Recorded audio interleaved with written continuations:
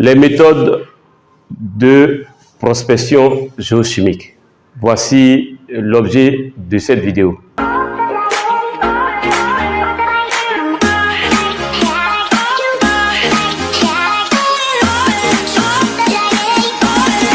Pour découvrir cette chaîne pour la première fois, notez que nous avons notre partenaire Cola Academia. Donc vous allez voir dans la description de cette vidéo.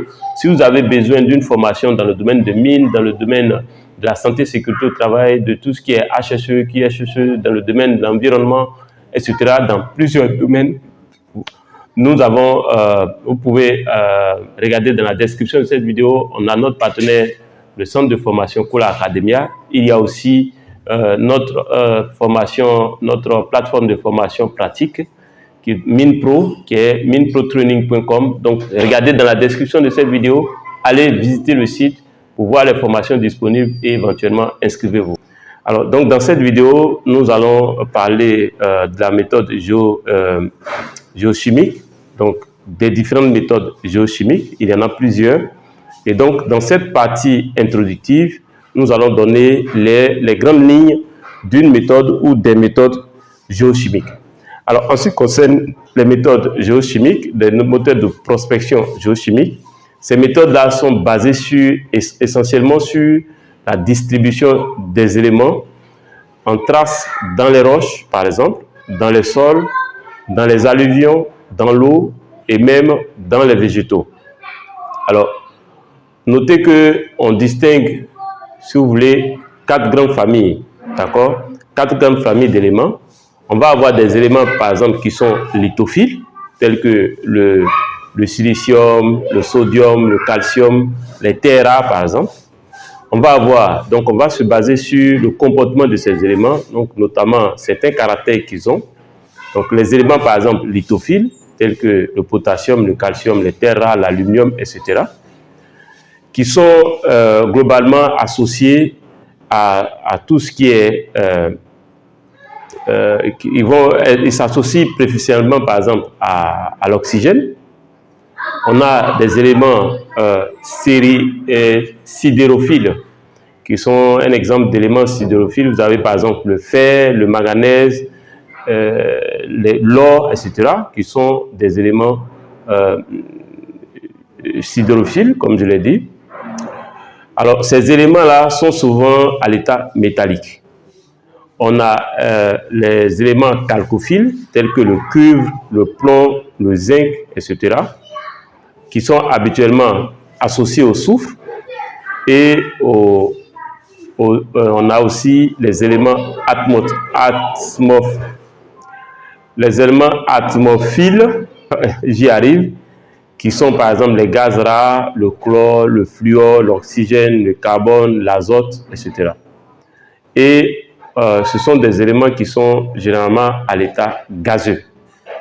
Alors, lorsqu'on fait dans la méthode géochimique, donc dans la prospection géochimique, ce que nous allons mesurer, ce que nous allons, si vous voulez, prendre en compte, c'est ce qu'on appelle l'anomalie. Donc, on va rechercher des anomalies géochimiques. Alors, c'est quoi une anomalie géochimique? Une anomalie géochimique est en fait une teneur qui va être peut-être anormalement élevée, donc, ou anormalement aussi basse, par rapport à une teneur moyenne de l'environnement régional. Et cette teneur-là, c'est ce qu'on va appeler les fonds géochimiques. Donc, par rapport aux fonds géochimiques, on va regarder le comportement anormal ou anormal de nos éléments. Donc, soit ils vont être anormalement élevés ou anormalement bas. Et ça, c'est comparé aux fonds géochimiques. Aux fonds géochimiques de la zone ou de la région. Alors, donc, cela suppose qu'on a une base de données, on va s'appuyer sur cette base de données. Alors, en supposant qu'on a une distribution gaussienne, un échantillon est dit anormal, par exemple, si sa concentration dépasse de 2 ou de 3 fois, par exemple, l'écart type de la valeur moyenne, les cas types de la valeur moyenne. Donc, les cas types va dépasser de 2 ou 3 fois les cas types la valeur normale. Alors, quel autre élément je pourrais ajouter dans cette introduction concernant les méthodes géochimiques? Alors, notez qu'en surface, une concentration, par exemple, anormale dans un élément donné va se manifester aux alentours par ce qu'on appelle les auréoles de dispersion. Donc, une auréole de dispersion. Cela résulte, par exemple, de l'érosion mécanique ou de l'altération qui se dissimule, par exemple, qui va disséminer cet élément-là dans l'environnement immédiat. Alors, donc, la dispersion, par exemple, peut être primaire, on peut être dans un cas où on a une dispersion primaire, on peut être dans un cas où on a une dispersion secondaire. Alors, dans le cadre d'une dispersion primaire, par exemple, cela se fait au moment de la mise en place, d'accord, au moment de la mise en place de la minérisation. Ou secondaire, lorsque cela résulte d'une érosion en surface. Alors, donc, on va avoir 2 types de transport.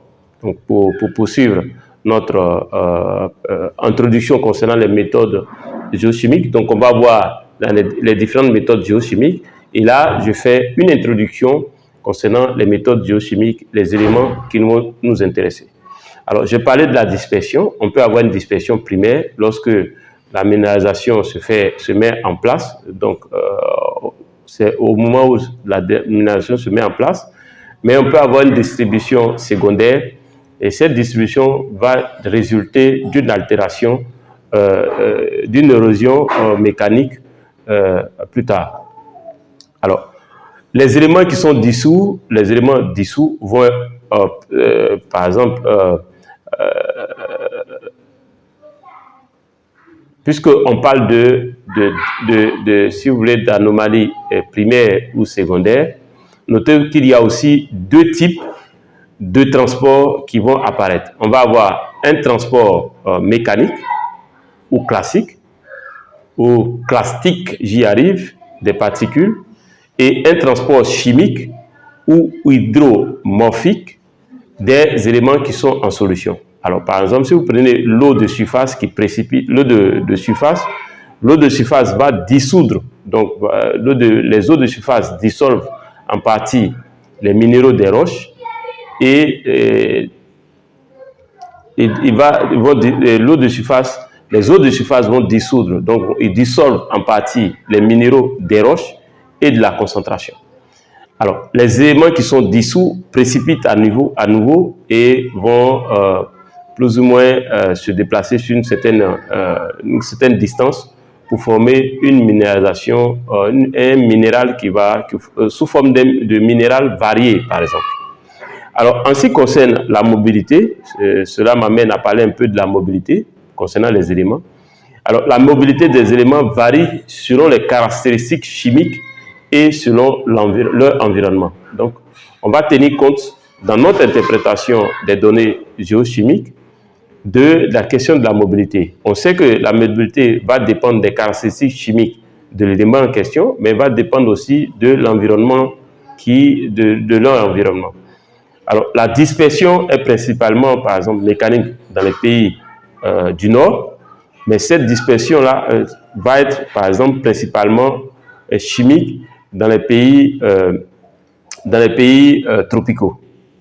Alors, on a parlé de l'environnement. Donc, le relief, par exemple, va jouer un rôle important. Donc, les conditions de mise en solution, les conditions de transport, les conditions de piégeage, par exemple, vont dépendre souvent des conditions d'oxydoréduction, donc les conditions redox, et aussi vont dépendre largement aussi de la présence de matière organique, et donc il va avoir une intervention de la végétation.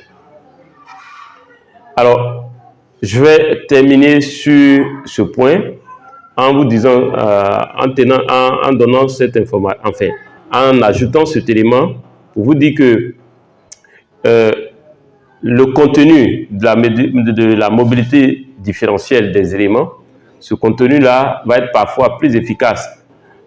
Il va être parfois plus efficace de rechercher les éléments qui accompagnent plutôt les substances recherchées. Par exemple, si on recherche de l'or, on va plutôt se focaliser sur des éléments qui accompagnent l'or, en tenant compte de la mobilité des éléments.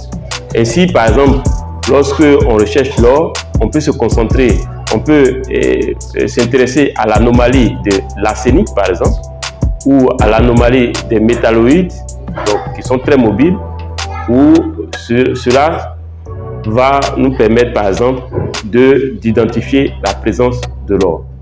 Ou bien, on va chercher des anomalies, par exemple, en cuivre, pour trouver, par exemple, un gisement de nickel. Alors, voilà une introduction concernant les méthodes géochimiques. Nous allons voir en détail certaines méthodes qu'on applique dans la prospection géochimique. Si cette vidéo vous a plu, faites-moi un gros like et on se retrouve dans une prochaine vidéo pour parler des méthodes géochimiques. À très bientôt.